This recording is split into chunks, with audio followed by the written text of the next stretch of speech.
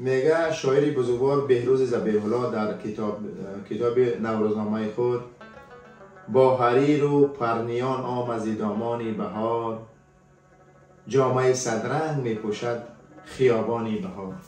سلام و درود بی پایان دوستان عزیز نسبت تک تک هر یک شما و هموطنانی که در درون و خارج کشور زندگی میکنند. میخواستم در این روزهای نوروزی، در روزهای اولی سال یا که در روزهای بهاری شما را به عید سنتی که در تاجیکستان و در چندین کشورهای دنیا تقریبا 18-20 دولت دنیا این جشن گرفته می شود تبریک بگویم.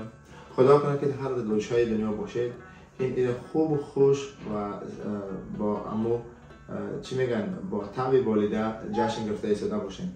چنانچه دوستان میدونید تاجیکستان وطن نوروز است. در همه جا مثلا این با یک شعار کلان گفته می شود. با اون خاطر جایز است که این عید سنتی که در تاجیکستان و خود چندین کشورهای دنیا این عید رسمی است به شما تبریک بگویم و یک چند نواری آماده کنیم از چند جشنواره هایی که در تاجیکستان گرفته می شود و بریم با هم این برنامه های عیدانه را تماشا کنیم و ناگفته نماند دوستان عزیز این ویدیو را لایک کنید، کامنتاری کنید، تبریک کنید بین دوستانتان تا تمام دنیا بداند که تاجیکستان نوروز چگونه جشن میگیرد. باقی سرفراز و سربلند باشین. خداوند شما را در خانه خود حفظ کرده باشد و از تمام گزندهای روزگار در امین. بریم با هم تماشا کنیم این برنامه نوروزی را. رفتیم.